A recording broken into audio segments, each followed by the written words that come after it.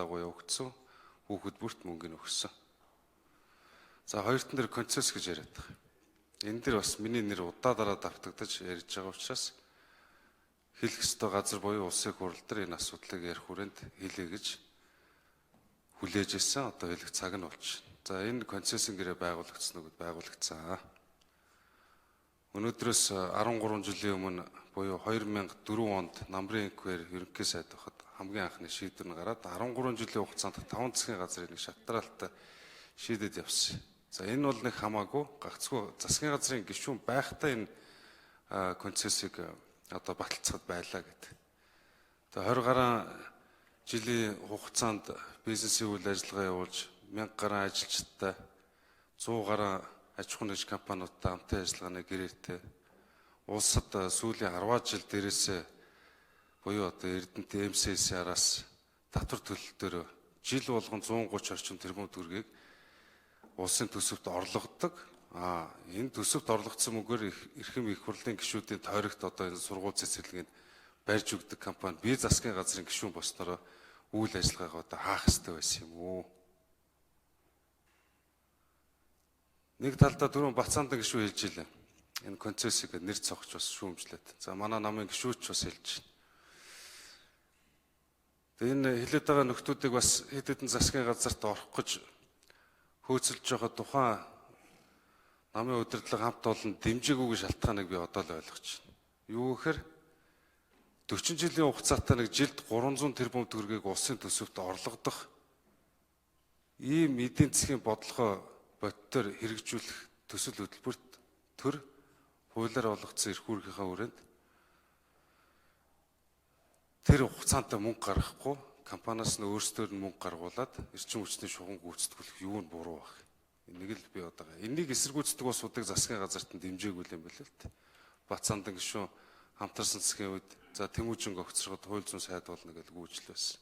Тухайн үед хамт олон дэмжээгүй. Одоо дэмжээг байгаа шалтгааныг би ойлголоо. За намынхаа гишүүдийн нэр хүндийг ч одоо бас дурдж хэлээд явах. Тэгээ нэг зүйлийг бас хэлмээр байна. Ашиг сонирхлын зөрчилтэй гэдэг. Би ашиг сонирхлын энэ зөрчил байхгүй гэж бодчих. Яагаад тэгэхээр Монгол Улсын засгийн газар, Монгол Улсын их хурл бид Монгол улсаа хөгжүүлэх нэг л ашиг сонирхолтой. Энэ хөгжлийг бодтой бий болгох ийм шийдвэрийг энэ өнгөрсөн 5 засгийн газар гаргасан. Энийн гавьяа нь ардын авч ирнэ, ардсан авч ирнэ.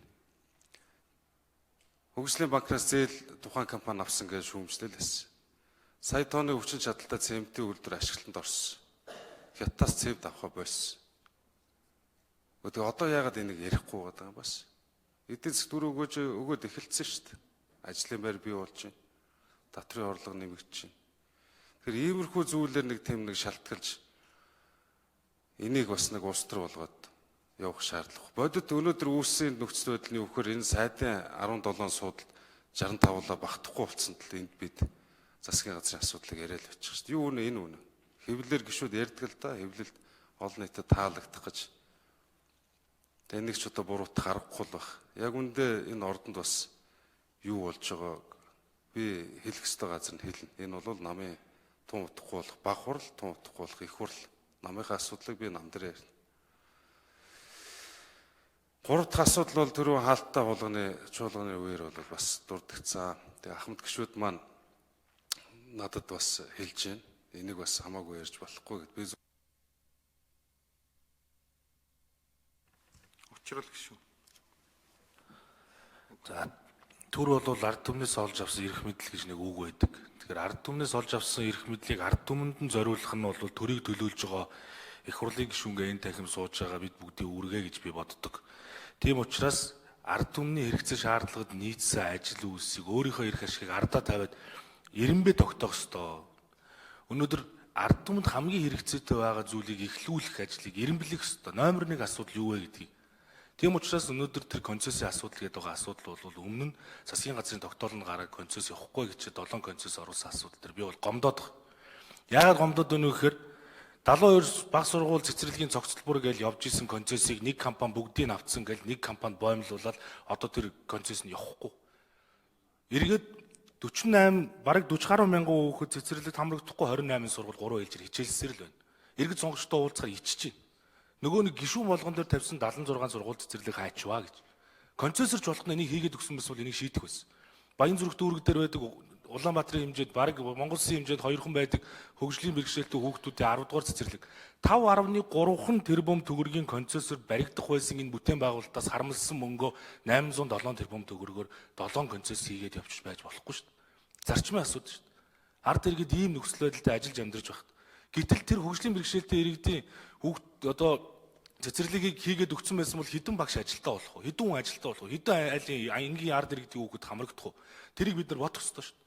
Ер нь бол бид нар өнөөдөр эрдэмтэн багш нараа хайц, эмч нараа хайц, сувилагч нараа хайц, энгийн ажилчдаа хайц. Багш нар нь ажил хаях хүртлээ одоо ингэж бухимдж шít.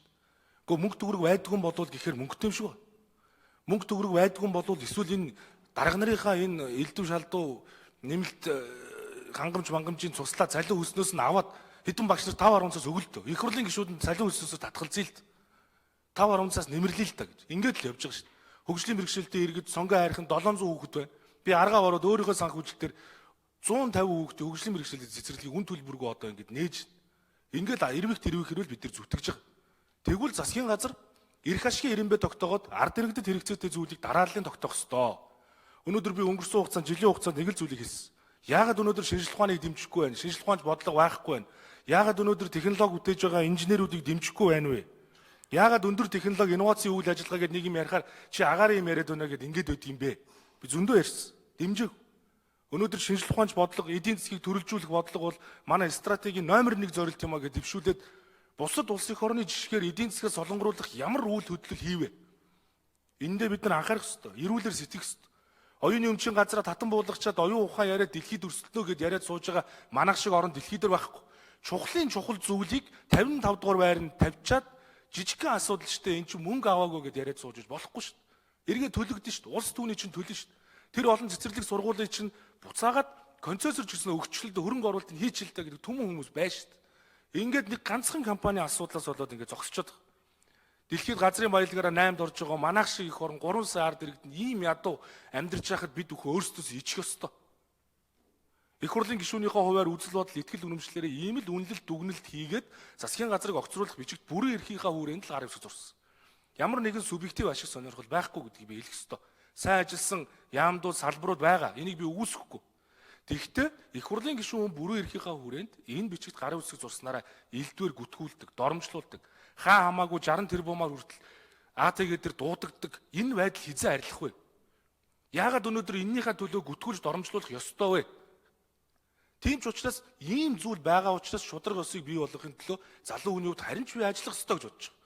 Үүнд үзэл бодол, итгэл үнэмшил бид нар бие биедээ хүндэтгэлтэй хандах ёстой гэж бодож байгаа. Өнөөдөр Монгол Ардын намын мянган гишүүд дэмжигчид телевизээр хараа сууж байгаа.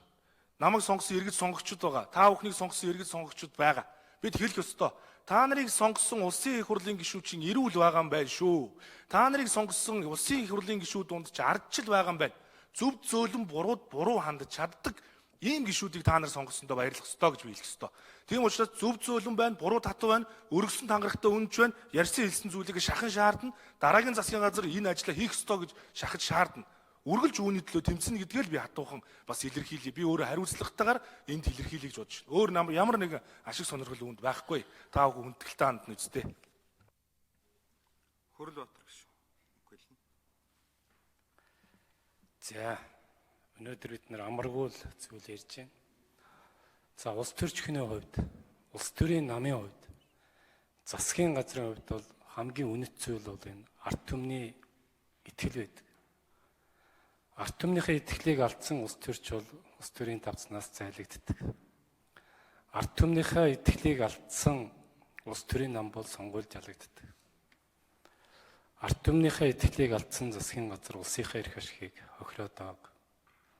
2016 оны сонгуулийн дараа Монголын ард түмэн бидэнд асар их итгэж биднийг сонгосон. Энэ засгийн газар ажиллаад 1 жил боллоо. Сая ерөнхийлөгчийн сонгуулиар бид нар ард иргэдтэйгээ уулзлаа. Сонгогчдийнхоо үгийг сонслоо. Энэ итгэл алга болжээ. Хумхын тоос мэт алга болсон байна. Яагаад энэ их итгэл алга болов гэдгийг бид нэр бодож үзэх хэрэгтэй. Ялсан намын, ирэх барьж байгаа намын нүүр болж явдаг засгийн газарт гол алдаа байгаа. Юу нь болохгүй вэ? Засгийн газрын бодлого ойлгомжгүй байсан. Нэг өдөр нэг бодлого гардаг, маргааш нүнийгээ цуцалдаг. Өөрчилдөг. Эн чи юу хэлж байгаа юм бэ гэхээр тэр бодлогоо гарахдаа тооцоогүй, судлаагүй, мэрэгжлийн бус хандсан гэсэн үг. Гарах үр дүнгээ тооцоолоогүй. Шийдвэр гаргахдаа тухайн цаг мөчийнхөө улс төрийн нөхцөл байдлын цагаа зөв тооцоолоогүй. Ийм учраас эргэж бутсан тодорхойгүй, ойлгомжгүй олон шийдвэр гаргасан. Энэ бол ард түмний итгэлийг алга болгоход хүргэсэн. Гарсан шийдвэрт итгэхгүй байгаа засгийн газрыг маргааш юу хийх вэ гэдэгт хэн итгэх юм бэ? Хөрөнгө оруулагчид итгэх үү? Итгэхгүй. Энэ бол нэг том алдаа. Хоёр дахь том алдаа. Энэ засгийн газар бол Монгол улсын эрх ашигын төлөө, ард түмний төлөө зүтгэх ёстой байсан. Харамсалтай нь энэ засгийн газар хэдэн сайд нарынхаа төлөө зүтгэсэн. Дарга нарынхаа төлөө зүтгэсэн. Ард түмний төлөө биш. Тэр концесс авдаг орой юу болоо? Тэр өдөр төсвийн байнгын орон дээр нь асуудал сөхөгдсөн л. Эхлээд засгийн газрын нэг гишүүнээс нь асуухад концесс байхгүй хаа гэсэн. 10 минутын дараа нэг концесс байгаа гэсэн. Тэр орой 4 болж хувирсан. Маргааш өглөө 7 болж хувирсан. Ингэж төрийн ажлыг хийдэг засгийн газар би энэ амьдралдаа үзээгүй. Ингэж төрийнхөө түшээдэг ард түмнээ доромжилж болдго юм уу? Хувийн хвшлийн компаниуд энэ дээр бид нар руу гомдлын үг хэлж шít.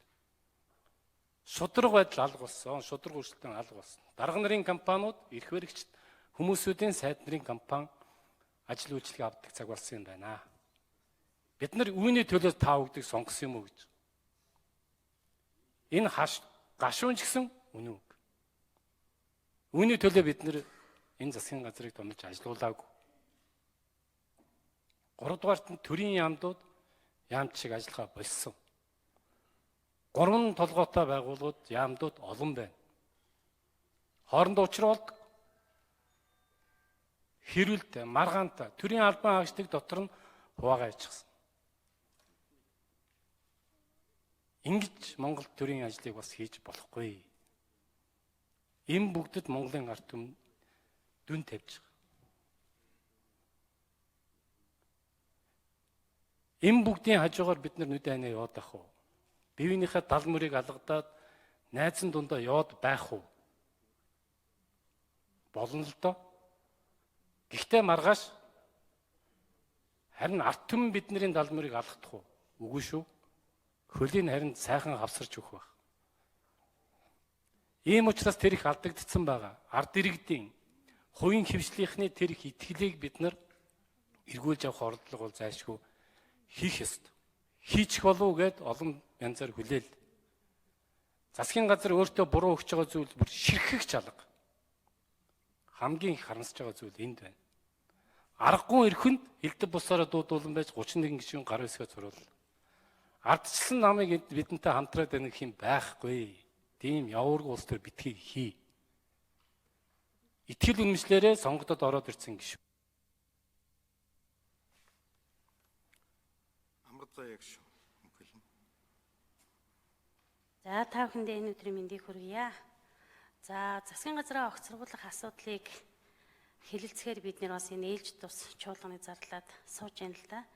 Нэгэн бодлын эмгэнэл чимшиг, нөгөө бодлын намынхаа том зовлонг авчираад төрийн том зовлон болгоод асуудлаа хоорондоо дотроо ярихгүйгээр ингээд төрийн их хүндэтгэлтэй танхимд ярьж сууж байгаадаа би бас харамсаж байгаагаа илэрхийлье. Тэгээ энд бас одоо тэр овоглоод байгаа 60 тэрбумын асуудал, намын боловсон хүчний томилгоотой холбоотой байгаа асуудал зүйлүүдийг бид нэр удахгүй болох тэр намын баг хурал, намын их хурлаараа ярилцах нь зөв байхаа гэж ингэж бодож байна. Тэгээ ард түмний итгэлийг, ард түмнийхөө нийтлэг эрх ашигыг бодож бидний 76 гишүүн Монголынхаа 3 сая иргэдийг төлөөлөн сонгогдсон гэдэгт бол би итгэл дүүрэн байгаа. Энэ утгаараа бид Монгол Улсын засгийн газраа байгуулад нэгэн жилийн өмнө ямар ч өрсөлд өгчгүйгээр 80-аас дээш хувийн саналаар ихтгэл хүлээлгийг сонгосон.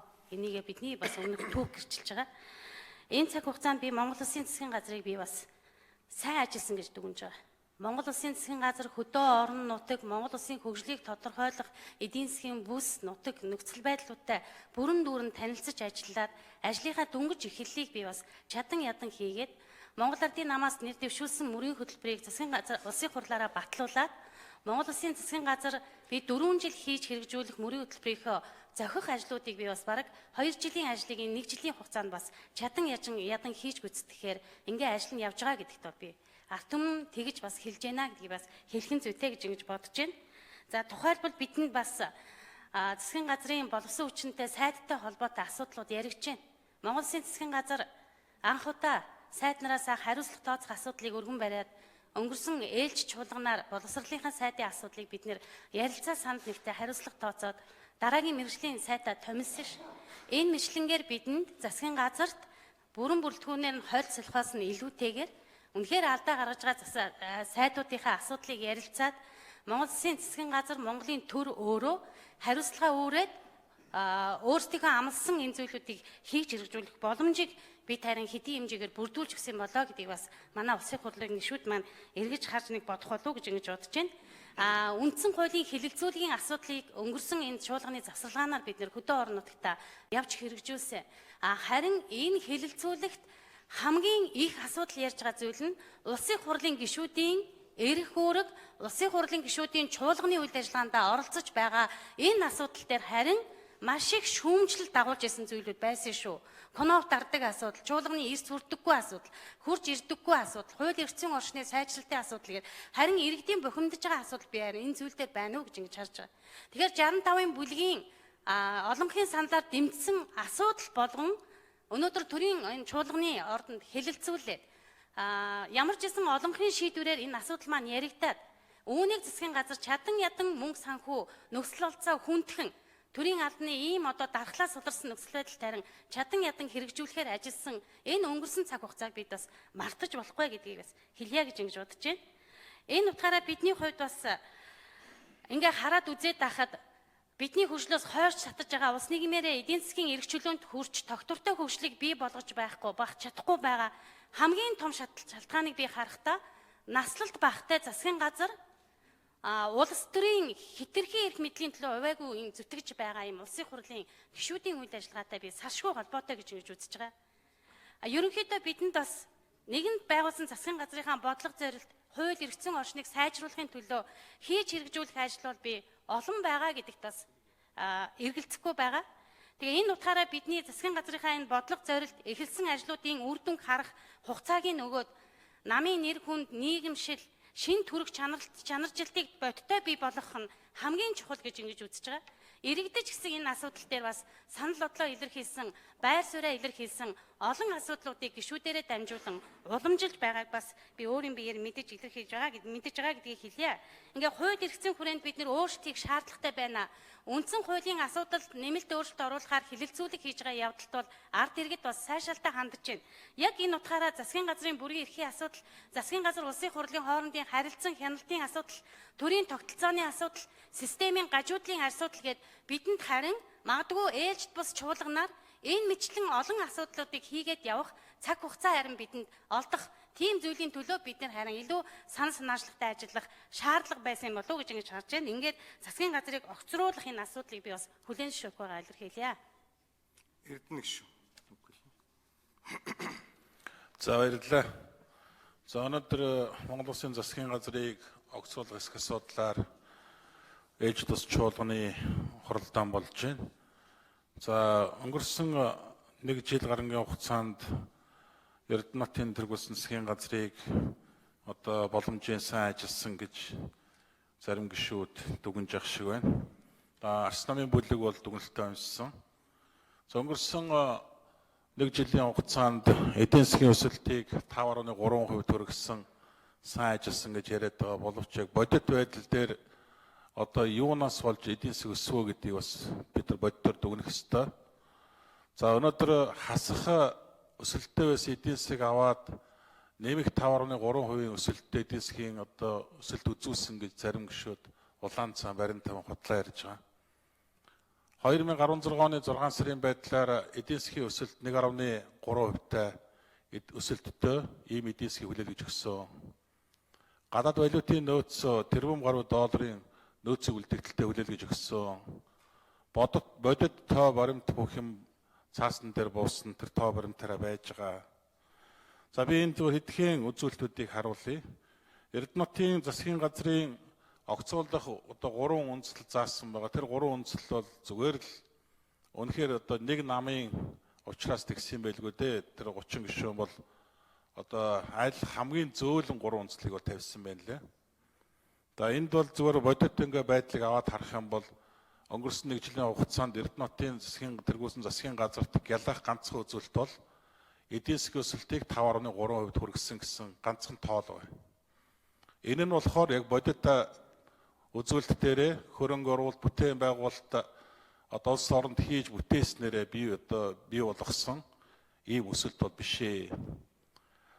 Нодлонгийн мөн үед 293 сая долларын нүүрсний борлуулалт хийжсэн бол энэ жил 1 тэрбум 300 сая долларын нүүрсний борлуулалт хийсэн байна. Тэрбум гаруй доллараар давсан борлуулалтыг хийсэн. Тэр үед 1 тонн нүүрсний үн 20 орчим ам доллар байсан. Аман дээр одоо бол 1 тонн нүүрсний үн бол 60-аас 71 долларт байна. Тэгэхээр энэ нүүрсний үнийг жишээ нь одоо засгийн газар сайндаа өсгөж өгөө маа. Өнөөдөр Хойд Солонгосын экспорт хаагдсан, за мөн одоо Чалкогийн өр төлөгдөө дууссан гэд олон эдийн засгийн одоо үзүүлэлтүүд байгаа. За би тэгээ энд зөвхөн хэдхэн жишээ хэлчихье л да. За нэг жилийн өмнө үндсэндээ бол Монгол улсын нийт өр 22.5 тэрбум ам доллар байсан бол 17 оны 6 сард 24.9 тэрбум ам доллар болж даруй 1.4 тэрбумаар өөр нэмэгдсэн байна. Өөр нэмэхгүй гэдээсэн засгийн газар шүү дээ. Хоёрдугаарт өмнөх жилийн инфляцийн түвшин 1.7% байсан бол энэ жил 3.7% болж өсөж Монгол төгрөгийн худалдаа авах чадвар 3.7%-аар унсан үзүүлэлттэй байна. Тэгэхээр нэг үйл инфляц 2%-аар өссөн. За төгрөгийн ам доллартай харьцах нэрсэн дунд ханш өнгөрсөн оны 2016 оны 6 сард 1964 төгрөг байсан бол өнөөдөр 445 төгрөгөөр нэмэгдэж 2446 төгрөг болсноор төгрөгийн ханш 20 орчим хувиар соларсан ийм үзүүлэлттэй байж байгаа. За Монгол банкны гадаад валютын нөөц өмнөх оны мөн үеэс 14.4%-аар буюу 207 сая ам доллараар буурч 1 тэрбум 231 сая ам доллар болж буурсан ийм үзүүлэлттэй байж байгаа. Нөгөө валютын одоо нөөц эдийн засгийн чадвараа сайжруулна гэдээсэн засгийн газар шүү дээ. За чанаргүй зээлийн хэмжээ өнгөрсөн оны мөн үеийнхээс 7.4%-аар өсөж 1,80,132 тэрбум төгрөг төрсөн ийм үзүүлэлттэй байж байгаа. Тэгээ иймэрхүү макро эдийн засгийн үндсэн үзүүлэлтүүд муудсаар байхад нүүрсний үнийн өсөлтөөс хамаарсан эдийн засагт гарч байгаа өсөлтийг өөрсдийн амжилт мэтээр дэвүүлгэж ард иргэдийг төөрөдөл шаардлагагүй. Өнөөдөр бодит үзүүлэлтийг бодит дүнгээр нь биелж байгаа. Би энд ямар нэгэн одоо хинэгнийг гүтгэж муулаагүй. Өнөөдрийн бодит эдийн засгийн дүнг бие тоон үзүүлэлтээр зөв товчхон хэлэхэд л юм байна. Тэгээ энэ нь бол өнөөдөр эдийн засагт яг энэ өнөөгийн Эрдэнэтийн тэргүүлсэн засгийн газар үнэхээр ажиллаж чадчихгүй юу? Зарим гишүүдийн яриад байгаа шиг сайн ажиллаж ирсэн юм уу гүм үү гэдгийг харуулсан тоон баримтууд өшөөч олон тоо баримтууд байгаа. Тийм учраас би бол байр суурь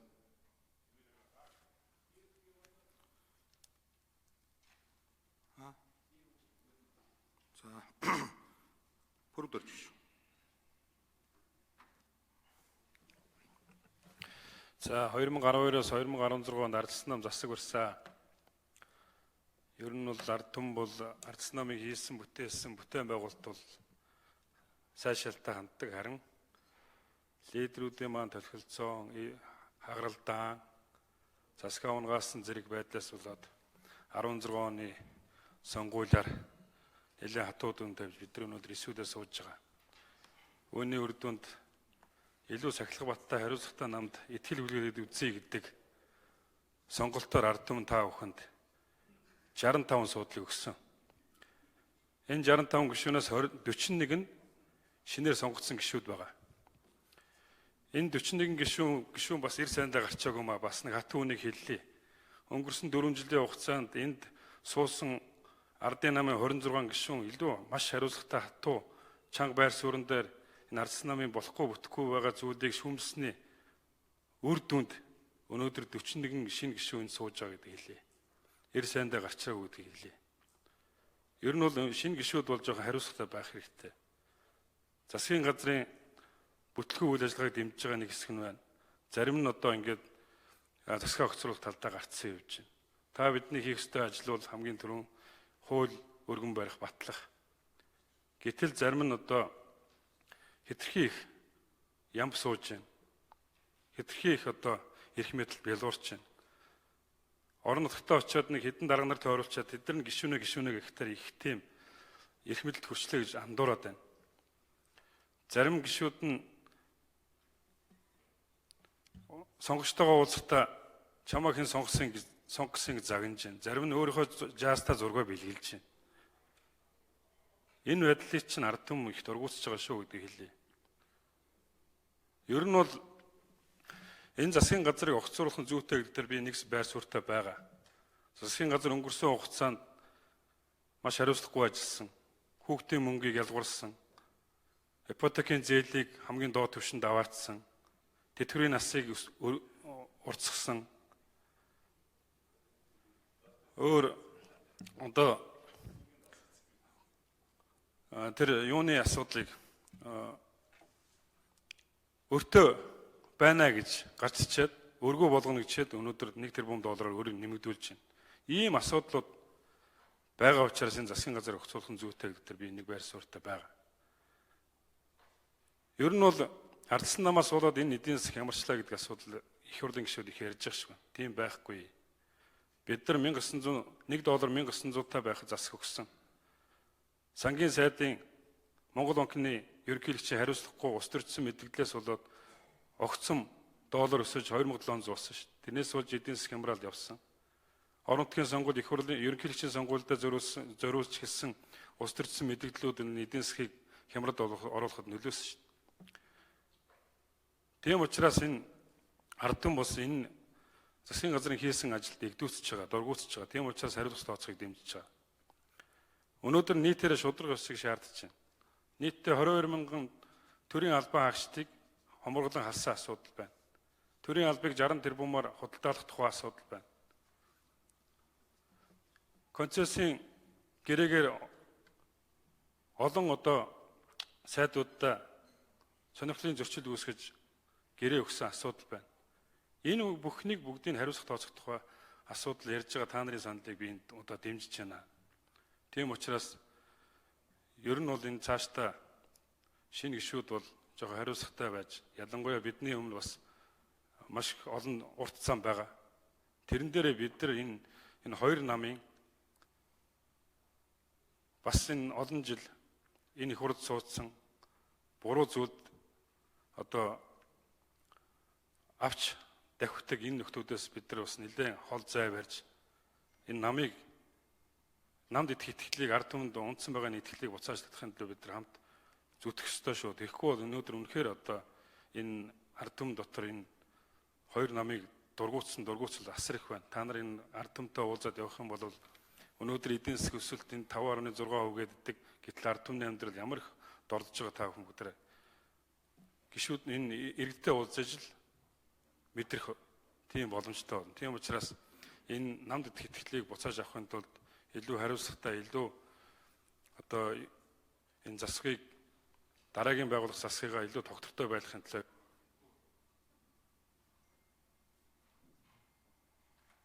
Нямбатар гişүү. Оюун чимэг гişүү.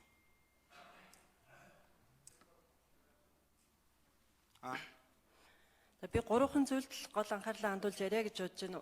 Бид бол яг үннийг хэлэхэд бүх юм нь хасах заалттай болсон эдийн засаг нийгмийн нөхцөл байдлыг хүлээж авсан нь бол туйлын үнэн. Энэ бол жилийн өмнөх явдал. Тийм ч учраас эхний үед би бол засгийн газраа дэмжиж бүх юм дээр нь гараа өргөж ирсэн. Гэвч явцын дунд яг үнэндээ бол эргэж буцсан, тэгэл амлсан амлалтаасаа буцсан, эсвэл нэг юм шийдэх гээд байгаа юм шиг оруулж ирээд сайд засаг нь өөртөө хоорондоо ч юм үг хэлн олцохгүй тэр нь эргээл унаал бүлэгдээд нэг асуудал 5 10 орж ирж шийдэгдээл шийдсэн юм дахиж буцаж болиол гэсэн энэ мэт юм нь өөрөө эргээд сөрөг нөлөө авчирсан. Энэ өөрөө юу юм гэхээр ер нь яг шуудхан хэлэхэд 3 4 сайдын хариуцлагагүй эрх мэдэл мөнгөнд бялуурсан байдал энэ засгийн газрыг өнөөдөр огцороход хүргэж байгаа гэдэг нь туйлын үнэн шүү. Тийм ч учраас би яг Чингэлтээгийнхаа иргэдэд хүртэл хандаж хэлмээр байна. Гишүүн шударга яс хариуцлагын талд ингэж баттай зогсож байгаа учраас гар үсэг зурсан болохоос биш өөрийнхөө засгийн газрыг өөр намын хүмүүстэй нийлээд огцруулах гэж энд гар үсэг зураагүй. Та нар маань намайг хариуцлагатай байгаараа, шударга байгаараа гэдэг үгийг л хэлсэн. Өнөөдөр хүмүүс тогтвортой байдлыг бүгд яриад байна л да. Тогтвортой байдал өөрөө хариуцлага дээр тогтдог гэж би боддог. Эхлээд хариуцлагатай байж чадвал тогтвортой байдал аяндаа угаасаа бий болдгийг өнөөдөр Япон, Сингапур, Норвеги гэд энэ бүх улс орнууд харуулчаад байна. Би сая Invest 2017 гээд хөрөнгө оруулагчдын чуулга уулзалтанд бүтэн өдөр суусан. Бүх хөрөнгө оруулагч нартай уулзсан. Манайд үнэлгээ зэрэглэл тогтоодог, дэлхийд үнэлгээ өгдөг Moody's компани тэр менежинг директортой хүртэл уулзаад манай эдийн засаг 5.3% өсөлттэй болчиход байх. Та нар яагаад энэ сайн индикатор гараад байхад манайд одоо энэ зэрэглэлээ CAA 1 гэсэн зэрэглэлээ хамгийн poor quality and very high risk гэж муу чанар муу дэндүү өндөр рисктэй байна гэсэн энийг өөрчлөхгүй байгаа юм бэ гэж асуусан чинь нүүрс зэсийн үн ханш өссөн өөрөө эдийн засгийн өсөлтөд ингэж нөлөөлсөн учраас энэ маш эмзэг.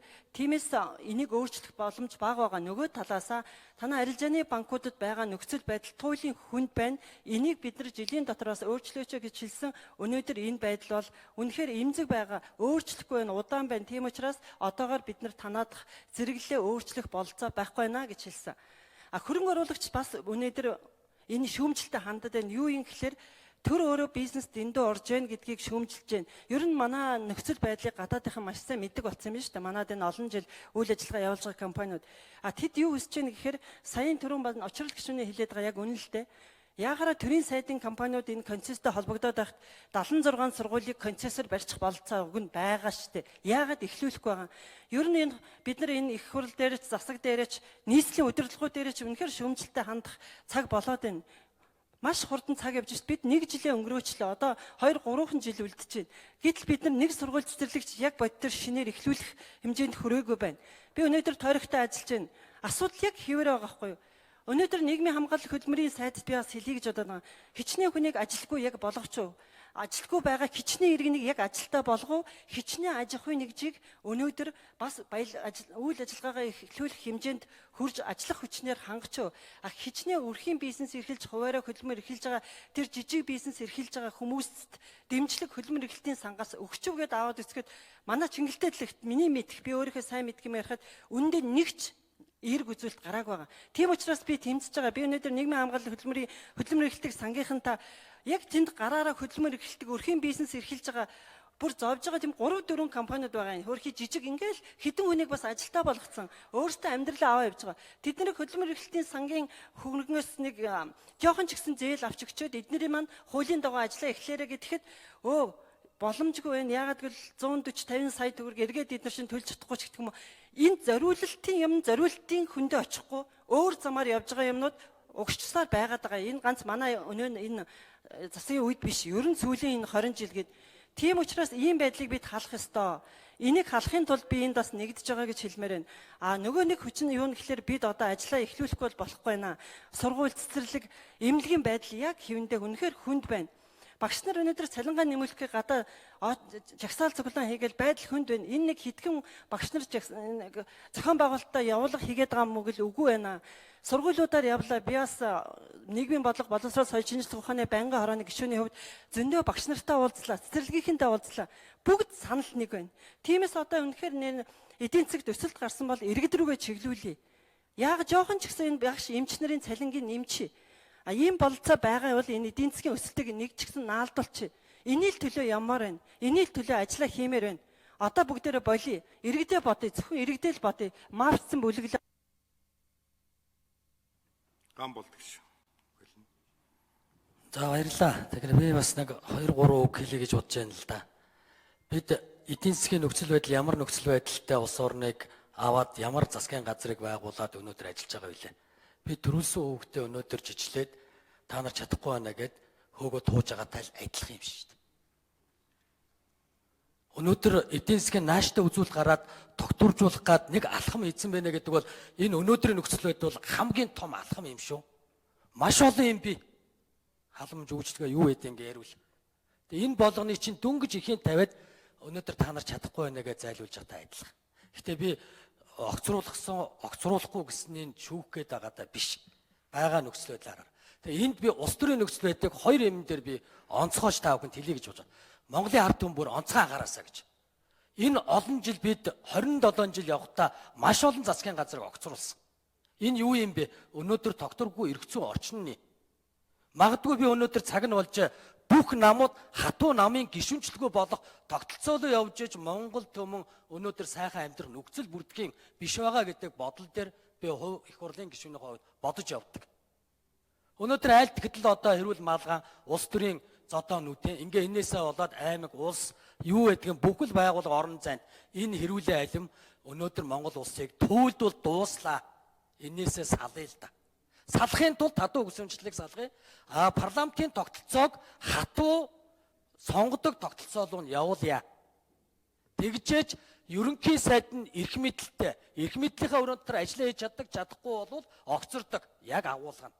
Яаж огцрохоор бага бүрдүүлээ орж ирдэг, чадвал чадаад чадахгүй бол өнөөдөр энэ хүнд дарын юм уу хөлийн тушцсан байж байгаад ажил явуулсан шүү дээ. 65 минь та бүгд тойроод төрийн албанд ах トゥ хамаатан амраг саданга бүгдийг оруулсан шүү. Чадваргүй нөхдүүдээр багийг тэнд авч бүрдүүлээд өнөөдөр төрийн ажлыг унгасан түүх явж байгаа шүү. Нин үгүй хэлгээд. Тэгээ энийг яагаад хэлэхгүй байгаа? Засгийн газар орж ирж байгаа бодлогыг өнөөдөр улсын их хурл дээр байгаа байнгын хороодууд, ялангуяа эдийн засгийн байнгын хороо, төсвийн байнгын хороо баталж тогтож өгөө за энийг хэрэгжүүлээ гэж өгж байгаа шүү дээ. Тэгвэл тэр нөхдүүд яагаад хариуцлага ярихгүй байгаа? Тэр төсвийн байнгын хороо, тэр эдийн засгийн байнгын хороогоо эхлээд тэгвэл давхар ажиллагааны хүлээгээ тэр хариуцж байгаа дараа нартай хариуцлага яриад эхлээд зайлуулаа л та.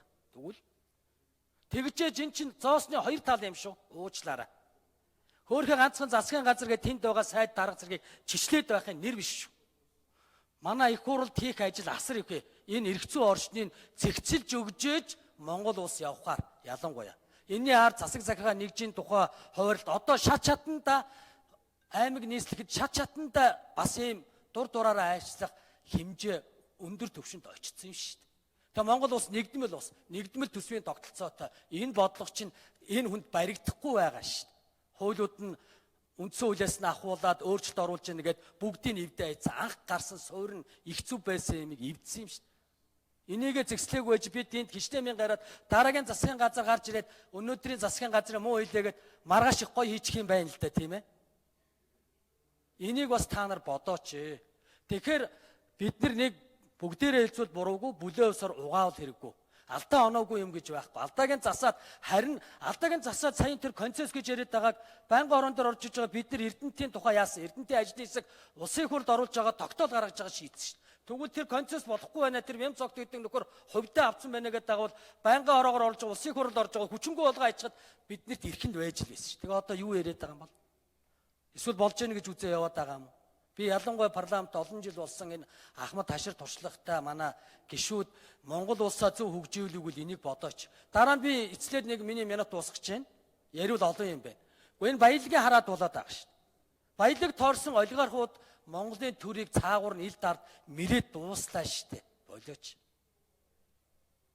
Тэр ямар ч засгийн газар гарсан Эрдэнэтээс илүү гараа явчихна гэд нэмэгдэхүүнээ байрыг солиод нийлмийн чанар өөрчлөгдөхгүй гэдэг тогтолцоо дахиад үйлчлэн шүү. Би энийг бүр хариуцлагатайгаар хэлчих. Нэг гоё дараагийн гарч ирээ цэгцэл чинь нэг бол худлаа шүү. Энийгээ та нар манай 65 мэдрээрээ. Эрх зүйн орчны ихтэй цэгцэлчих. Сая миний хэлээд байгаа. Энэ олон хуулиуд үндсэн хуулиас нь ахуулаад тэр засаг сахаар нэгжийн тухай, ашигт малтмлын тухай хуулийн 34-66-г цэгцэлмээр байна шүү дээ. Лицензийг төрийн мэдэлд амаар байна шүү дээ. Бүх лицензийг тэгжээж ямаар байна шүү дээ. Тэгэхгүй бол эн чинь цаагаараа ийм дайн гадаад дотоод нөлөөлөөр биднийг ингээд мэрж дууслаач хооронд нь талцуулаад энээсээ бид нэр эвтэйхэн Нямдэрж гişүү. За баярлалаа. Би энэ их хурлд 25 жил болсон юм байна.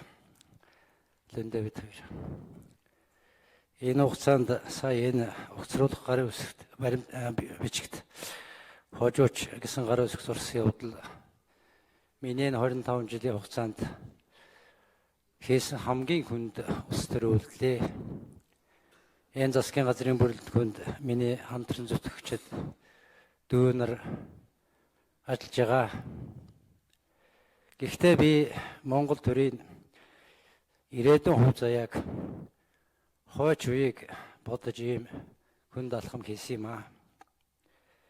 Би нодлон жилийн нэг хурал үйл ажиллагаа явуулж байхад яг анхны хуралдаан дээр өөрийнхөө намын нөхдүүдэд хандаж дээрээ ард түмэнтэй дэрэгдээ сөрөгчөнтэй гэдгээ битгий мартаараа гэж загсан юм байна. Тэр болвол алдаа боллоо шүү. Байдал цаашаа хүндрэн шүү гэдгийг сануулж яасан нүг байсан юм байна. Энийг одоо бас нэг давтаад хэлчих зүйтэй байх гэж бодож байна. Хоёрдугаарт миний хэлэх гэсэн юм бол Элбэг Дорж гэдэг хүн Монголын ерөнхийлөгч байх үедээ Монголын улс төрийн намуудыг самарсандаа 2009 онд ерөнхийлөгч болж хаад Монгол Ардын Хувьсгалт нам гэдэг юмыг зориуд дээж өгөхөөр бүртгүүлж энэ намыг самарсан. 13 онд ерөнхийлөгч болж хаад ардчилсан намыг дотор нь холилдуу самраад Алтан засгийн газрыг унгаад энэ түшиж ясан намаа самарсан. Энээс шалтгаалаад арчилсан намынхан бие биенээ харж чадхан байсан. 13 оноос хомс нь манай намд их хүнд хэлбэрээр орж ирсэн. Тэр явсаар байгаа л өнөөдрийн байдалд хүргэж байгаа шүү дээ. Нэгдүгээрт хийсэн юм энэ улс төрийн үйлдэл. Хоёрдугаарт энэ хүний үед энэ Монголын хууль хяналтын байгууллагад захиалгат хүмүүсийг томилж Монголын хууль хяналтын байгууллага улс төрийн цагдаа болсон шүү дээ. Эсрэг ирсэн хүнийг барьж хүрдэг. Удаан хугацаагаар хорж ягаад гаргаж тавьдаг. Ямар ч хариуцлага тооцдоггүй. Шоронд хүн хоригдож байгаад үгсэн. Өнөөдөр хүртэл эн чинь салахгүй шүү дээ. Энэ улс төрийн цагдаа нар хэзээ ажиллаж зогсоохыг би мэдэхгүй байна.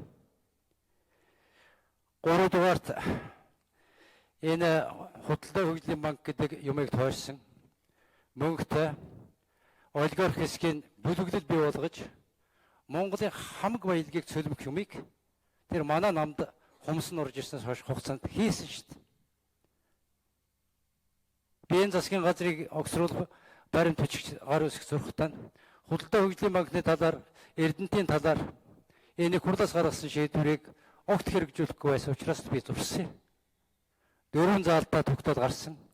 Энээс туузыг нэг сулах гэж оролдож гүйцэтгэх захирлыг тавьсныг эс тооцох юм бол бусад 3 заалтын талаар хуруугач хөдөлгөөхгүй. Би нөхдүүддээ хэлжсэн. Та нар энэ хуульдааныг таслан зогсоох ёстой шүү. Таслан зогсоож чадахгүй бол засгийн газар чинь эвгүй байдалд орно шүү нөхдүүд. Энэ бол шудраг усны төлөө тэмцэл. Энэ бүлэглэлийн эсрэг тэмцэл. Энэ мафиозсан олигарх системийн эсрэг тэмцэл юм шүү. Одоо байтлаг эмгэг хүнийг аваачаад нууц хурлаар хорчдөг боллоо. Энийг болиулаад өгөөч гэж өчнөө гуйсан. Гуйсан байхгүй. Энэ бол энэ бүхний эсрэг ийм байдлаас гарыг гэсэн энэ манангаас салъя гэсэн хүмүүсийн үйлдэл гэж би ойлгож байгаамаа. Өнөөдөр манай нөхдүүд энэ арчилсан намынхын их баяртай байна гэж яриад байгаа. Баярлаад авах юм байхгүй. Бид энэ Элбэг Дорж гэдэг хүний олон жилийн залжин үйлдэлд Монголын улс төр гэдэг юм байхгүй болсон. Хууль хяналт гэдэг юм байхгүй болсон. Шудраг ёс гэдэг юм байхгүй болсон. Энэ нийт эсрэг үйлдэл хийж байгаа. Энэ Элбэг Дорж гэдэг хүний хороос Монголын төр хэзээ холдох юм бол та. Бид нэр нөөдөөдөөс хараас хүч. Энэ хорыг таалахгүйгээр Монголын төр цаашаа явахтай хэцүү шүү. Арчилсан нам, ардын нам хоёр байдаг байрандаа л байх хэрэгтэй. Энэ бизнесээр далдуур хутгалдах, буссан хулгайг ил далдуур хаацаалах, хамгаалах, хажуугаар нь чимээг өнгөрөх, эсмэдсэн ч эсмэдэг 5 минутаар явж байгаа. Элдв өчрөх шүү. За баярлалаа. Тэгэхээр хилцэж байгаа асуудалтай холбогдуулаад бидэнд маш олон зохицуулж хувилбарууд байсан юм аа. Тэгээ энэ олон хувилбаруудад маш анхааралгүй хандаж өнөөдөр энэ хувилбарыг хамгийн муу хувилбарыг сонгох болж байгаадаа үнэхээр харамсаж байна. Ийм нөхцөл байдалд цаг хугацаа алдуулж их хурлд байгаа 65 бүлгээ хагаралдуулж үйл ажиллагаандаа хайхрамжгүй хандсан намын удирдлага засгийн газрын тэргүүн гишүүдэд би үнэхээр харамсаж байна. Засгийн газрын бодлого үйл ажиллагааг байгуулагдсан цагаас нь хойш би дэмжиж явсан хүн. Би 8 удаа үг хэлсэн байна, тоолж үзлээ. 8 удаад би дэмжиж үг хэлсэн байна. Байгуулсан засгийн доктортаа аваад явъя. Үйл ажиллагаа явуулах боломжийг олгоё. Хариуцлага тооцох цаг бидэнд ирнэ гэж. Одоо энэ аюул сайхан гишүүнтэйг хүртэл би муудалцаж яг талаараа чи дөнгөж байгуулсан засгийг огцруулна гэж ярьж байдгийг. Над үгээ бол гэж өрөөндөө одоо сайдалцаж муудалж байсан. Засгийн газар үнэхээр хариуцлагагүй ажиллаж байна. Орж ирж байгаа асуудлууд нь бүгд түүхий, гоомой. Ямар сайндаа би хаврын чуулганы төгсгөл рүү энэ эндэр дээрээс дахиж ийм гоомой асуудал оруулж ирэх юм бол хэлдэг шалтгаан их ойлгомжтой. Цаг хугацааны хайчингалд орчлоо. Та нар л батлаад өг гэдэг. Дахиж би дэмжихгүй шүү. Энэ асуудлыг чинь буцаан шүү. Засгийн газраас оруулж ирж байгаа хууль санаачилсан хуулиуд нь бүгд засвартай. 30-40% засвартай орж ирдэг. Тэгэл нэг их хурлын гишүүдийн дунд хэрүүл айлм шиг нь тавиа явчихдаг. Улсын төсөв хэлэлцүүлж байгаа өнгөрсөн жил. Төсвийн газрын дарга нэгэд нэг нөхөр ороод ирчихсэн. Төсөв дээр долларын хан шиг баримжаагүй дүн тавиад ороод ирдэг. Чи яаж байгаа юм бэ? Энд дэр чинь 2-3 хувилбараас хамгийн зөвийн сонгосон байгаа үлссэн. Ер нь эрэгчил долларын хан шиг хэд байхыг хинч мэддэггүй байхгүй юу гэж. Өөдөө хариулж байгаа. Төсвийн газрын дарга шүү те. Гэтэл сайд нараас нь гүйж орж ирээд манай хүн алдаа гаргасан байна одоо танаас уучлалт гуйлгуулъя. Гэхдээ би нэг хүнээс уучлалт гуйлгуулж асуудал ярьж байгаа биш шүү дээ. Энэ төсвийн нэг хэдэн тоо бодиттой үнэн байгаасаа зөв тавьчихаасаа л гэж бодож хэлж байгаа асуудал. Болохгүй байгаа маа асуудал. Одоо бид нар тойрогтой очих нүргүү болсон. Манай 65, намын бүлгийн 65. Яг одоо өгөхлөөр бид нар 2016 онд сонгуул төрөлтөхдөө баахан хүнийг болсон. 12-оос 16 онд ардчсан нам засгийг самраа ажиллаа. Тэр нар тийм мөнгө идэж уусан байна. Эдгэрт хариуцлага тооцно гэсэн. Өнөөдөр хинт хариуцлага тооцсон. Хариуцж байгаа сайдын хариулт үг нь тодорхой. Би хариуцлага тооцох боломжгүй. Хууль хяналтын байгууллагад нөлөөлдөггүй. Гэхдээ нөлөөлж байгаа юм шиг өнөөдөр чинь тэр хууль хяналтын байгууллагад нэг дуудж ирээл нууц мэдээллийг хүртэл хэлүүлээд авч шээ. Яагаад хариуцлага тооцохгүй вэ? Бид нар өшөө юу гэх юм? Ялангуяа 9 дугаар тойрог дээр би ард түмнээс ичж байгаа. Таны нөгөө нэг гэмт хэрэгтэн сэжигтнэр татагдсан гэдээсэн хүн чинь Монгол улсын ерөнхий хэлж болчихлоо шүү дээ.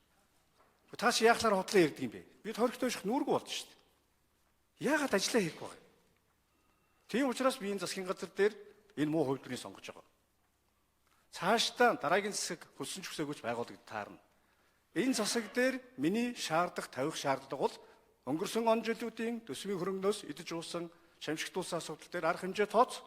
Энэ бий болоод байгаа гажуудлагдаг зас гэдэг асуудлуудыг засгийн газар шаардна. Хамгаална, шаардна, шахаж ажиллана.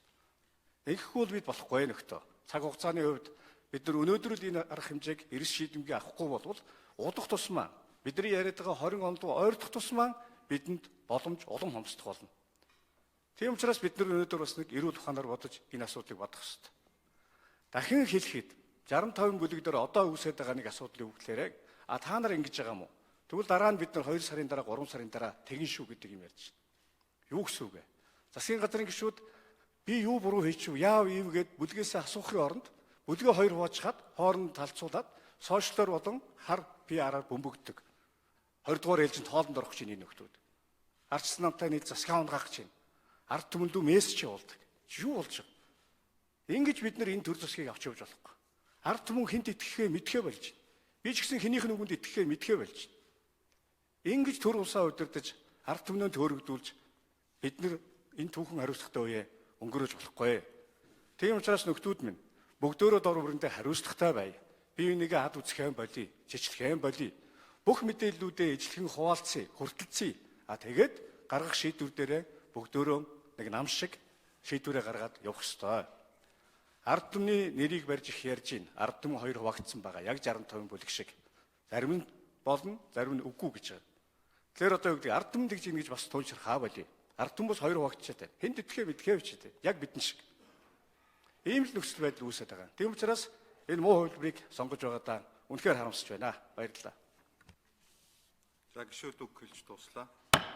Одоо Монгол улсын ерөнхий сайд жаргал тулгын Эрдэнэт үг хэлнэ. Ерөнхий сайд таныг энд төрж байна.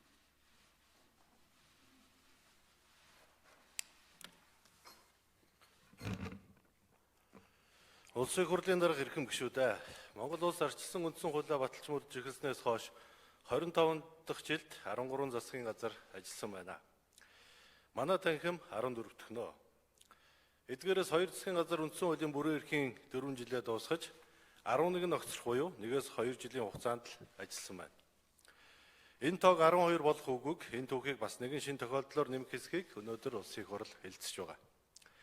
Ардсан парламентын засаглалтын оронд засгийн газрыг огцруулах нь байдгал хэвийн үзэгдэл боловч сайн үйлийг хүртэл хэм хэмжээнээс нь хэтрүүлбэл хор хохирол болдгоо. Манай улсын хувьд 25 жилд 13 засгийн газартай нэг засгийн газар ажиллах дундаж хугацаа 1.7 жил орчим байсан гэдэг бол гүйцэтгэх засаглалыг огцруулах нь хариуцлагын эерэг механизм гэхээсээ илүүтэй улс орны хөгжлийг гацааж эдийн засгийн хоролдог буруу жишг тогтжээ гэж би үзэж байгаа. Бид заримдаа гадаадын зарим хөрөнгө оруулалтыг эдийн засгийн алуурчин гэх нэр хоч өхөн шүүмжилдэгч бодит байдал дээр Монгол улсынхаа хөгжлийг чөдөрлөн боомлогч нь басгүй эдийн засгийнхаа дотоодын алуурчин нь улс төрчид бид өөрсдөө болжээ. Энэ талаар та бүхэн надтай санал нийлэхгүй байж болно. Харин хэрвээ бид улсаараа хөгжиж гэвэл буруу жишгтэй цэг хатгаж засаглалын доктортой байдлыг хадгалах, тогтолцоогоо улам боловсронгуй болгох, үндсэн хуулийнхаа зүйл залбарыг чанд цахин мөрдөх цаг болжээ гэдгийг би хэлэх гэсэн юм аа. Манай засгийн газрын хувьд өнгөрсөн 1 жил гаруй хугацаанд Монгол улс монголчуудынхаа нийтлэг эрх ашигын төлөө чин шударгаар цаг наргүй зүтгэж ажиллалаа. Тэргүүлсэн танхимынхаа болон сайд нарын алдаа оноог хинтээ ч уулзахгүйгээр Монголын ард түмэн улсын хурлын өмнө ерөнхий сайд миний бие бүрэн хариуцсанаа. Бүтэн жилийн турш малгайд нь багтаж хаяганд орн явсан танхимаа болон хажуудаа сууж хамтарч ажилласан нөхдөө огцруулах ажлыг өрдөж яваа эрхэм журмын нөхөр минь ажлын алдаа гаргасан байвал мөн хариуцлагын ерөнхий сайд бий хүлээхэд бэлэн байна. Монгол улсын ерөнхий сайд бол инх цагт ч хүнд үед ч нөхдөө орхиход үүдэг хөлгийн ахмад байх ёсгүй. Миний зүгээс тийм үйл хязгаарч гаргахгүй гэдгээ та бүхэнд хэлье. Гэхдээ хамгийн гол нь хэн байхаас нь үл хамааран Монгол улсын ерөнхий сайдыг Монгол улсын засгийн газрыг огцруулахад хуулийн бодиттой баттай үндэслэл байх хэрэгтэй. Бидний өмнө амаргүй сорилт олон байсан ч манай танхимыг санснаасаа илүү эрчтэй, илүү бүтээлч ажиллахад 3 зэрэг хүчин зүйл цаг хугацааны болоод бусад хүчин зүйлээр бэрхшээл үүсгэж байсныг нуулгүй хэлэх ёстой гэж бодож байна. Нэгд засгийн эрх авсны дараах эдийн засгийн хүнд нөхцөл байдал, хоёрт орон нутгийн сонгуул, гуравт Монгол улсын ерөнхийлөгчийн сонгуулаа. Монгол Ардын нам 2016 оны улсын хурлын сонгуульд ялж төсөөлж байснаасаа ч хүнд эдийн засгийг хүлээж авсан. Харин өнөөдөр тодорхой үр дүн гарч эдийн засаг сэргэж хөрөнгө оруулагчид эргэж эхэлснийг энэ танхимд сууж байгаа та бид бүгдээрээ сайн мэднэ. Үүнийг батлах нотлох хэдэн тоог би та бүхэнд хэлье гэж бодож байна. Манай засгийн газрыг байгуулахад эдийн засгийн өсөлт жил дараалан буурсаар 1.2% болсон байна. Өнөөдөр 2017 оны эхний ягас жилийн дүнгээр 5.3% байгаа. Цаашид төр засаг бодлого тогтвортой байвал баялаг бүтээгчид маань энэ өсөлтийг илүү өндөр хувьд хүргэх баттай суурь эхлэл тавигдсан гэж бодож байна. Гадаад худалдааны эргэлт 2012-оос 2016 онд жил дараалан буурсан. Одоо 2017 он гарснаас хойш Монгол улсын экспорт улирал тутам 30-аас 40%-аар өссөн нэмэгдэж байна. 2016 оны ээлжид сонгуулиас хойш гадаад худалдааны тэнцлийн үлдэгдэл 475 сая $, нэмэгдэж, аж үйлдвэрийн бүтээгдэхүүний үйлдвэрлэл 43.5%-аар өссөн. Гадаад валютын нөөц $1 тэрбум байсан бол өнөөдөр $1.3 тэрбум болж нэмэгдлээ. Сүүлийн 4 жилийн турш тогтмол тасарч байсан улсын төсвийн орлого энэ хагас жилийн байдлаар 330 тэрбум төгрөгөөр давж билсэн. Жишээг биднийг ажил авч байхад хүүхдийн мөнгөний олголт санхүүжилтгүй болж зогссон байсныг бид бүгдээрээ сайн мэднэ. Өнөөдөр бид төсвийн давсан орлогоос хүүхдийн мөнгийг ахин бүх хүүхдэд олгож эхлээд байгаа. Олон улсын валютын сангийн хөтөлбөрт тогтсны дагуу зогсоож байсан хүүхдийн мөнгөө ч нөхөн олгож цаашид бүх хүүхдэд жигд олгохоор 2017 оны улсын төсвийн тодтолд тусгаж улсын хурлаар шийдвэрлэхээр төслийг нь боловсруулад байгаа. Ингэснээр хүүхдийн мөнгийг бүх хүүхдэд олгох Монгол Ардын намын сонгуулийн амлалт биелэж цаашид энэ төрлийн халамжийг танах хэсэгчилж олгох тухай бус харин нэг хүүхдэд ногдох мөнгөний хэмжээг нэмэгдүүлэх талаар ярих бодиттой боломж бий болж байгаамаа. Манай засгийн газар 1.9 их найт төгрөгийн алдагдaltaй улсын төсөв хүлээж авсан. Төсвийн алдагдал өнөөдөр 590 орчим төгрөг төрж 3 дахин буураад байгаа. Гадаадын хөрөнгө оруулалтаас орох урсгал бодиттой 2 дахин нэмэгдсэн. Хугацаа тулсан их хэмжээний зарим мөрийг баггүйтэй бондоор сольж одоо Норвегийн Алтан уугийн засгийн газрын авсан Чингис бондын төлбөрийн төрүүч 500 сая $5 өрийг шийдэхээр хувилбар боловсруулан ажиллаж байна. Эдийн засгийн эдгээр хүнд нөхцлөөс болоод манай засгийн газарт шинээр хөрөнгө босгох боломж хязгаарлагдмал харин хугацаа тулсан гадаад дотоодын үр төлбөрөл хүлээж авсан юм а. Аль ч улсын аливаа засгийн газрын зовлон хийх ажил их зарцуулах мөнгө багтаад байдаг. Миний өмнө ажилласан арчил намын 2 засгийн газар мөнгөтэй зовлонг үзэж туйлсан бол манай танхим мөнгөний зовлондоо баригдан төвчж болох газар нь төвчж боломжиж бүх нөөцөө шавхан ажилласны хүчинд улсын эдийн засгийг өндөөж эхэлсэн. Энэ бүхнийг улсын их хурлын гишүүдийн зарим нь үннээр нь хэлэх баха. Зарим нь улс төрөө бодоод огцруулах, бужигнуулах зорилгодоо хүрэхийн тулд хийж бүтээсэн болгоныг зөв эхлэлийг харлуулан мушгихал баг. Гэхдээ нэг зүйлийг би энд зориуд хэлье. 2016 оны улсын хурлын сонгуулиас хойш эдийн засагт гарсан эдгээр эерэг дүн болгон дан ганц засгийн газрын гавьяа бишээ. Энэ бол төр засаг тогтвортой байж улсын хурал засгийн газраас зөв бодлого хэрэгжүүлсэний үр дүнд манай үйлдвэрлэгчид хувийн хвшлийнхний хийж бүтээсэн амжилтын эхлэл гэдгийг ерөнхий сайдын хувьд хэлхийг хүсч хувийн хвшлийн баялаг бүтээгчидтэй талархснаа илэрхийлье гэж бодож байна. Баялаг бүтээгчдийн маань амжилтын буухай хэрвээ таслахад хүрвэл түүнийг үргэлжлүүлэн улс төрийн тогтвортой байдлыг хадгалж чадаагүй төлөө Монгол Ардын намаас сонгогдсон улсын хурлын гишүүний хувьд бас би хүлцэл өчөж байна. Манай засгийн газрыг эрчтэй санснараа ажиллахад улс төрийн талаас бэрхшээл үүсгэж байсан нөгөө хоёр хүчин зүйл нь 2017 оны орон нутгийн болон Монгол улсын ерөнхийлөгчийн ээлж сонгуул юм а. Гэвч аливаа сонгуул бол улс төрийн намуудын асуудлаа. Би хувьдаа төрийн ажлыг ордондоо намын асуудлыг намын байрандаа ярих ёстой гэсэн хатуу зарчим баримталдаг учраас энэ тухай нам дээр дэлгэрэнгүй ярих бололцоо гарна гэдэгт итгэлтэй байгаа. Улсын их хурлын эрхэм гишүүдээ 2017 оны ерөнхийлөгчийн сонгуулиар дараалсан сонгуулийн нэгэн цикл дуусч ард түмэн сонголтоо хийсэн. Одоо бидэнд сонгуульдаж улс төрчихгүй намаараа талцахгүйгээр зөвхөн ажил хийх бодиттой 2 жилийн хугацаа үлдээд байгаа. Улс төрчихгүй талцахгүй байх энэ цонхуйг ашиглаад эдийн засгийг хөдлөх том төслүүдэд хөдлөх ёстой маа. Зарим хүн манай танхимыг том төслүүдэд хөдөлгөж чадсангүй, чадахгүй байна гэж шүүмжилдэг. Ямар ч том үйл явдал тохиромжтой, ашигтай цаг хугацаа гэж байдаг юм аа. Бид зүгээр суугаагүй. Тооцоо судалгаа хийж том төслүүдэд Монгол улсад монголчуудад алдагдaltaгүй хөдөлгөх таатай цаг үеийг хүлээсэн юм аа. Нүүрс зэсгэхэд улс төрийн сонгуулиас гадна шинжлэхтийн прогнозыг харж үн өсөх тааламжтай үеийг хүлээж байсан. Хөдлөгсөн нэр зүүхийн тулд яарч сандран Монголдо нийт монголчуудад ашиггүйгээр хөдлөгснөөс алдаа гарахгүйгээр хүлээж суусан хавьгүй дээр гэж ерөнхий сайд миний бие бодсон юм аа. Нийт Монголын ард түмний баялагийг нэгэн бүлэглэлийн эрх ашиг тааруулан эсвэл нэг удаагийн сонгуулийн пиараа бодож баялагын эзэд нь ашиггүйгээр шийдэх эрх надад байгаагүй. Цаашид ч байх ёсгүй маа. Харин одоо бол гадаад дотоодын аль талдаа боломж бас тохиромжтой цаг үеийн бүрдээд байгаа. Өнөөдөр эдийн засаг сэргэж эхэлсэн болохоос хямрал дуусаагүй байгаа. Хүндхэн цаг үеийн амаргүй ачаа та бидний нуруунд дээр байсаар байгаа. Монголын төрийг дэлхийд муухай харагдуулж байгаа авилгыг цэгцлэх, бизнеслэх төрийн оролцоог хумих, эрүүл мэнд, боловсролын салбарт өрөвтэй шинжилэл хийх, иргэдийнхээ орлогыг нэмэгдүүлэх гээд олон ажил биднийг хүлээж байгаа. Жишээ нь иргэдийн орлогыг нэмэгдүүлнэ гэхээр бид цалин тэтгэврийг мөнгөн дүнгээр нэмэгдүүлэх арга хэмжээг авч хэрэгжүүлсээр ирсэн. Харин манай засгийн газрын хувьд хувь хүний худалдан авах чадварыг нэмэгдүүлэх замаар иргэдийнхээ орлогыг өсгөх хөтөлбөр хэрэгжүүлэхээр бэлтгэж байна. Эхийн хэрээр ажил хийхийн хүслэн байхад түүнийг эхлүүлэх, хийж дуусгах цаг хугацаа бага үлдсэн нь хясалтай юм а. Улсын их хурлын эрхэм гишүүдээ намайг ерөнхий сайдаас огцруулах 3 үндслийн нэг нь эдийн засгийн асуудлаа. Нөгөө нь ерөнхийлөгчийн сонгуулийн ялагдлын хариуцлага, 3 дахь нь концессийн гэрээний тухай дурджээ. Сая би хэлсэн үгэндээ эхний хоёрт дэлгэрэнгүй хариулт өгсөн гэж бодож байна. Намайг сайд нартаа концесс сууж өгсөн гэж буруутгасан 7 концессийн асуудал нь манай засгийн газартай нэр холбогдсон үнэ. Гэхдээ эдгээр 7 концессийн 5 нь өмнөх засгийн газрын үед шийдвэр нь гарсан гэрээгээ байгуулсан ажил нь эхэлсэн төслүүд байсан юм а. Өмнөх засгийн газрын үед шийдвэр нь гарсан эдгээр концессийн гэрээг эргэж харах болсон нь олон улсын валютын сангийн хөтөлбөртэй холбоотой гэдгийг та бүхэн мэдж байгаа. Өмнөх гэрээгээр бол эдгээр 5 концессийн эргэн төлөлтийг 2017-18 оноос эхлэн төсвөөс хийхээр байсныг олон улсын валютын сангийн хөтөлбөртэй холбоотойгоор хойшлуулж 2020-21 он болгосон. Ингэж зөвшөлдсөх явцдаа концесс тус бүрийн үнийн дүнг бууруулж нийтдээ 50 орчим тэрбум төгрөгийн хэмнэлтийг хийж улсын төсвөөс эргэн төлөлтийн ачааллыг бууруулсан юм а. Ямар нэгэн хууль зөрчиж эсвэл эрх ашигын зөрчил үүсгэсэн нэгж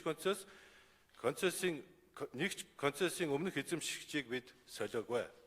Хэрв концессийн эдгээр төсөл дээр шинээр гэрээ байгуулсан, гэрээний хуучин дүнг нэмэгдүүлсэн, улсын төсвөөс төлбөр төлөх хугацааг наашлуулсан, өмнө нь байсан концесс эзэмшиг хууль бус шалтгаанаар сольсон, улсын төсвөөс нэг төгрөгийн төлбөр хийсэн байвал бид хариуцлагыг хүлээж сайн дураараа огцороход бэлэн байна. Бидэнд засгийн газрын бодлого үйл ажиллагаанд алдаа дутагдал байхыг үгүйсэхгүй. Харин Монгол улсын ямар нэгэн хуулийг зөрчсөн үйлдэл манай засгийн газарт байхгүйг би хариуцлагатайгаар хэлье. Иймд ерөнхий сайдыг огцруулах 3 шалтгааныг миний бий болоод манай танхим засгийн газрыг огцруулах хэмжээний хуулийн бодиттой үндэслэл гэж үзэхгүй байгаа болно. Бид энд өөрийгөө хамгаалж албан тушаалтайгаа зууралдаагүй. Зөвхөн үнний талд л яваа. Үнэн ялж шудраг бус нь хариуцлага хүлээх ёстой гэсэн байр сууриас л асуудал тандж байгаамаа. Нэмж 2 зүйлийн тухайд товчхон тайлбар хэлье. Нэгд шадар сайдад таган чагнасан гэх хэргийг ерөнхий сайд намайг захиалсан гэдэг бол миний ой тоонд багтахгүй гүтгэлгээ. Гүтгэлэг тойрсон энэхүү үйл явдал би эхнээс нь төвчээртэй хүлээцтэй хандсаар ирсэн. Хуулийн байгууллагад хандъя, хамтраад шалгуулъя гэдгээч шадар сайдад өөрт нь хэлж байсан юм а. Гэвч өөрт улс төр явж ихснийг та бүхэн мэдж байгаа. Тэр нь хувь хүний төвчээрийн хүлээснээс хэтэрч Монгол улсын засгийн газрын нэр хүнд, Монгол ардын намын нэр хүнд энэ дүүлэнд сэвтэж ихэлсэн тул би аргагүй эрхэнд хуулийн байгууллагад хандсан юм а. Одоо энэ маргааныг Эрдэнэт хөрсөх гэж 2 хүн биш, шалгаж тогтоох үүрэгтэй хуулийн байгууллага шийднэ. Үнэлэлт дүгнэлтээч гаргах байх гэж бодож байна. Миний баримтлаг зарчим амьдралын философи бол эрх мэдэл албан тушаалаас илүүтэй эр улсын нөхөрлөлийг би илүү үздэг. Шадар сайдаа тагнаж Монгол улсын ерөнхий сайдын нэр хүнд Монгол төрийн үнэлэмжийг унгах ёс суртахуун хүмүүжил надад байхгүй. Энэ нэр дээрээс би хариуцлагатайгаар хэлэх байна. Энд нэг зүйлийг би зориуд хэлэхэд өнөөдөр дэлхийн ертөнц хувь хүмүүс бараг бүхлээрээ цахим сүлжээгээр холбогддог боллоо. Төрийн ажлыгч мөн бие биеэ гутаанд оромжлохыг ч энэхүү олон нийтийн сүлжээгээр явуулж хувь хүний нэр төрд халдах болсон байна. Энэ бидэнд сайн үр дүн гэхээсээ сар муухайг ойлголцол гэхээсээ үл ойлголцлыг өдөөн эвдрэлцэхэд дуудаж байна. Иймд 2 том хуршийн дунд орших эдийн засгийн дархлаа султай манай улсын хувьд олон нийтийн сүлжээний зохистой хэрэглээний талаар төрийн бодлогын төвшөнд санаа тавьж сайн ярилцах цаг нь болсон байна. Хоёрт 60 тэрбумын тухайд энэ талаар надад хэвлэлээр яваад байгаа бичлэгээс өөр мэдээлэл байхгүй. Манай засгийн газрын хийсэн бүх томилгоо Монгол улсын хуулийн хүрээнд болсон гэдгийг би хариуцлагатайгаар хэлье.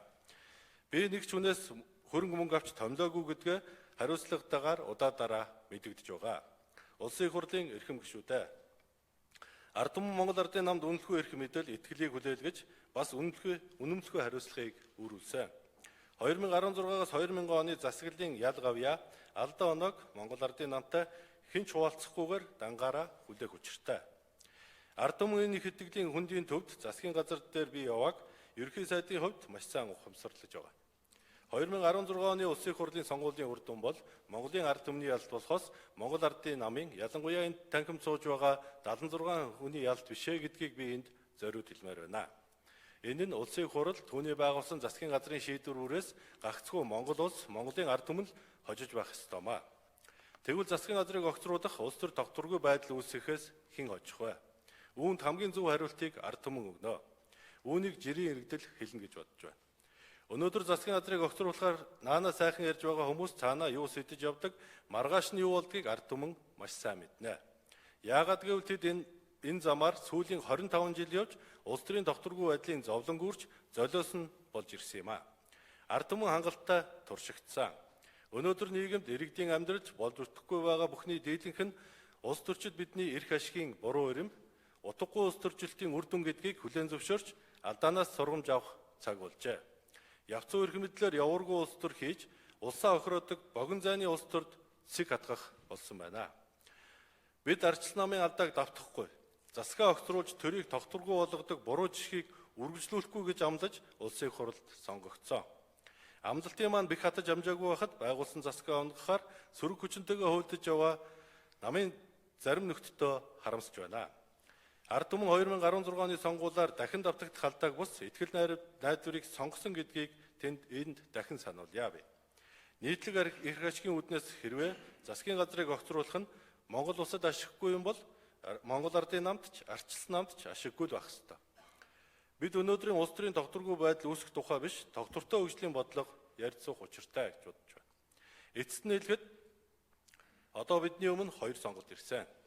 Улс төрийн тогтвортой байдлаа хадгалаад сэргэж эхэлж байгаа эдийн засгаа тогтворжуулах, эсвэл улс төрийн тогтворгүй байдал үүсгэж эдийн засгаа эргээд царцах.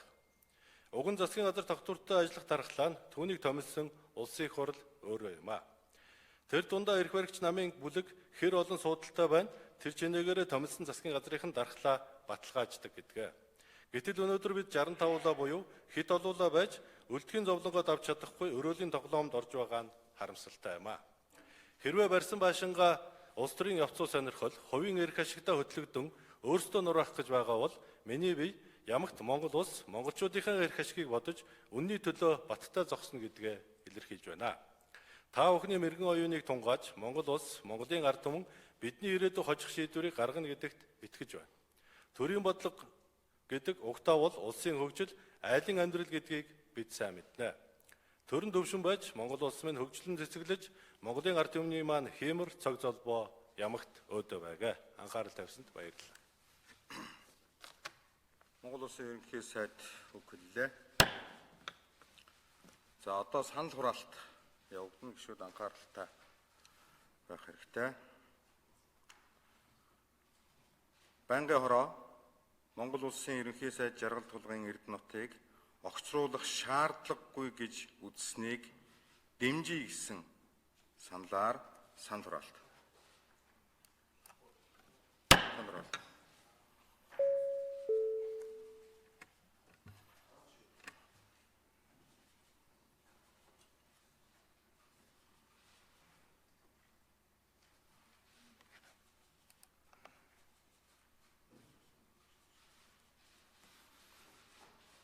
Байнгын хорооны санал дэмжигдсэнгүй.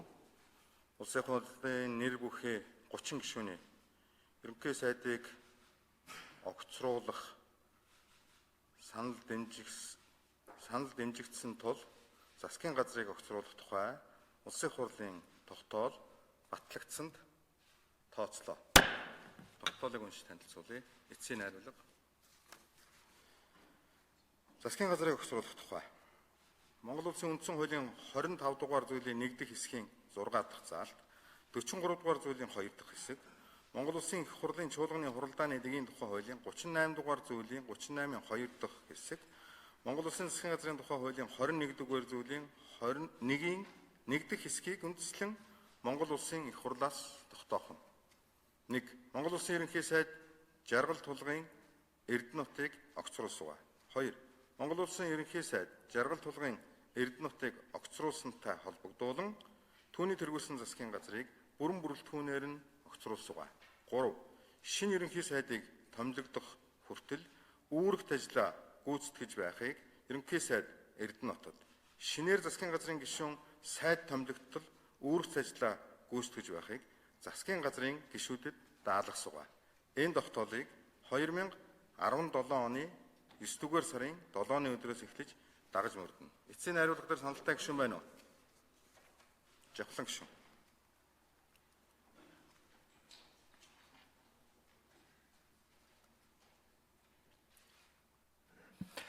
За баярлалаа. 2 хоног хуралдаад их хурлын шийдвэрээ гаргалаа.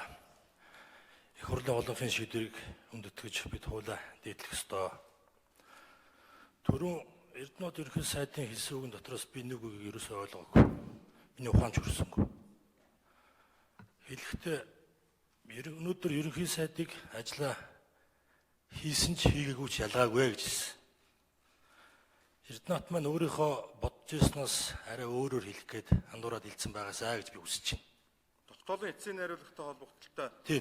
Би тэрэндээ санал хэлэх гээд байна л да. Тийм учраас тогтоолын төслийн 3 дээр байгаа заалтан дээр бид нар уламжлалаараа Одоо нэгэнд энэ хүн өөрөө ялгаагүй гэж байгаа ийм үед нь хүчиндэж ингэж хүнийг зовох хэрэг байна уу та? Одоо байгаа шадар сайдаар нь үүрэг гүйцэтгүүдэд ингэж явуулж болдгоо мүү? Урд нь ч бас ийм санал байсан. Тэгээ ийм томьёолоор санал хурааж өгнө үү гэсэн юм саналтай.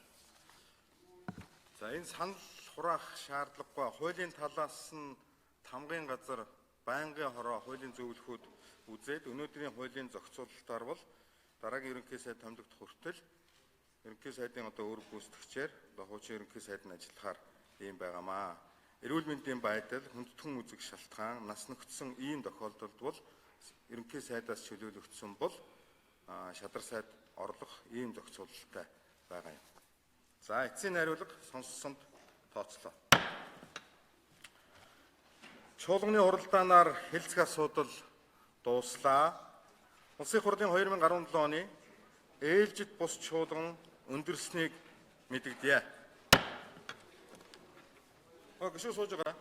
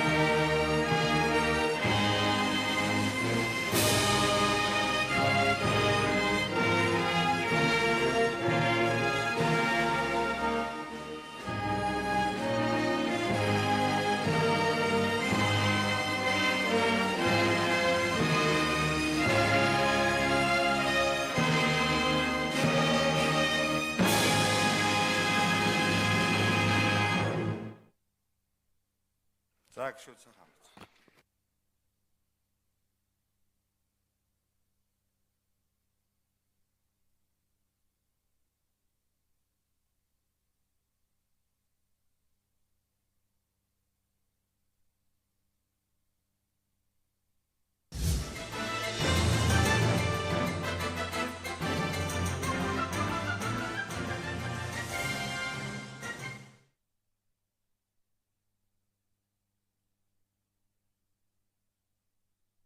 Chicken and pizza set ердөө 25,900.